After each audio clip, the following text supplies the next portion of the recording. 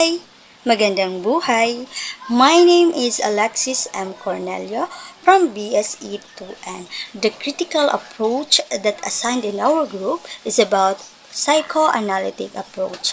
And my groupmates are Vanessa Katimbang, Cherise Palileo, and Mary Rose Paniterse.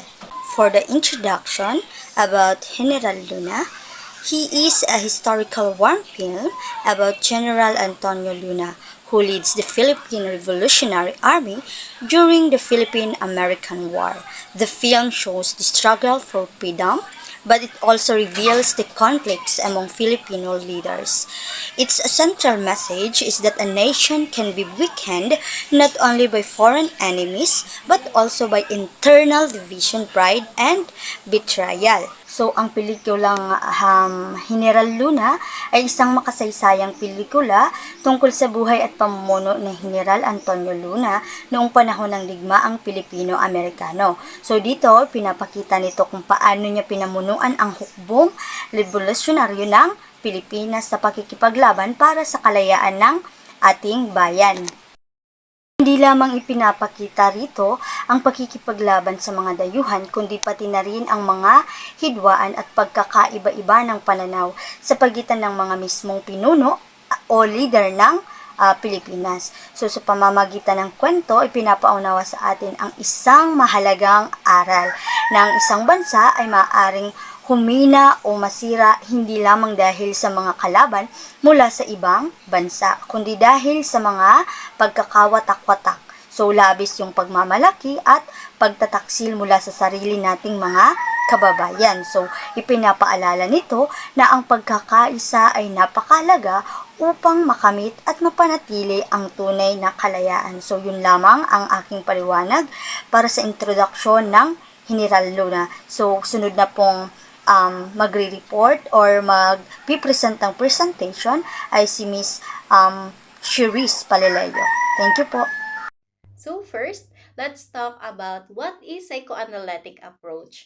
So psychoanalytic approach analyze a character unconscious mind, hidden desires, fears, past traumas, and inner emotional conflict that may not even realize they have. So the psychoanalytic approach uses Freud's ideas that our personality has three parts. So, what is the three parts?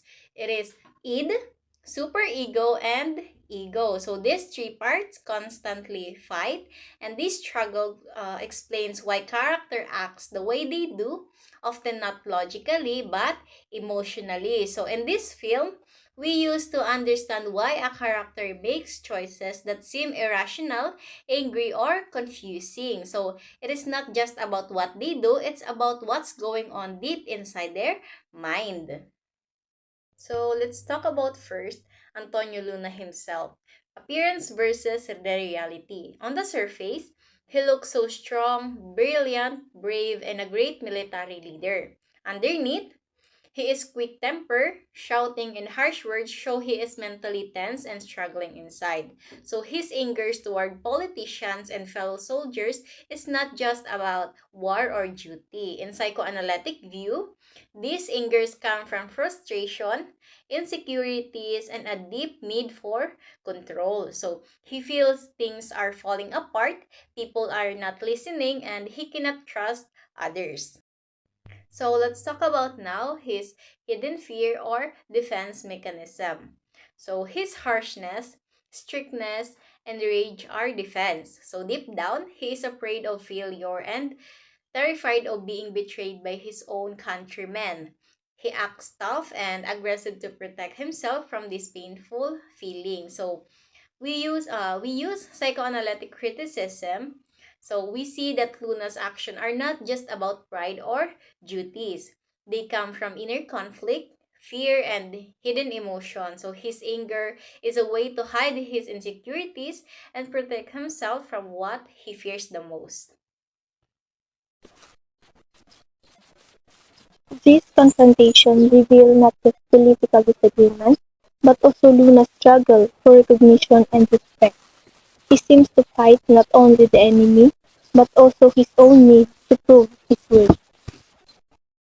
The film also showed Luna's softer side through his relationship with his family, especially his mother and siblings.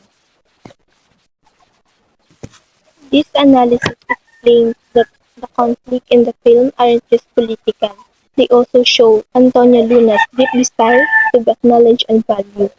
He battles both external enemies and his own need to prove he is worthy. Additionally, the movie reveals his gentle human side through his close, loving ties with his mother and siblings, balancing his tough, fierce reputation. Behind his fierce image is a man who still needs love, approval, and emotional security. This vulnerability makes him more human and more tragic as a character. It also reveals that beneath Luna's tough, intimidating exterior lies a person who craves love, acceptance, and emotional safety. His hidden weaknesses and deep needs make him relatable and fully human, while also turning him into a tragic figure because despite strength and courage, he never truly gains the recognition and peace he desperately seeks. Using the psychoanalytic approach helps us to understand that Antonio Luna is not a war hero, but also a deeply conflicted human. We learn that leadership is affected by personality, emotions, and hidden wounds. The film changed our perspective because it shows that even great heroes can be weakened by anger, pride, and emotional isolation. It also reveals Antonio Luna is more than a hero. He is complex, conflicted person. It teaches that leadership is shaped by one's personality, feelings, and past hurt. Most importantly, it shifts our view. Great heroes are not perfect. They, they can be held back by anger, pride, and loneliness, making them deeply human and relatable. General Luna is a powerful film because it presents history through the psychology of its main character. Through the psychoanalytic approach, we see that Luna's downfall is connected not only to politics and war, but also to his own inner struggle. The film reminds us that personal emotions can influence public actions and even shape the fate of a nation. The point of this conclusion is that General Luna shows that Antonio Luna's downfall was not caused only by war and politics. His emotion, anger, and personal struggles also affected his decisions and actions. Through the psychoanalytic approach, the film explained how a person's inner feelings can influence not only himself but also the future of a nation. Antonio Luna fought bravely for the country, but the film also shows that his greatest battle was within himself. The point of this conclusion is that even though Antonio Luna was brave and patriotic, he still had personal battles within himself.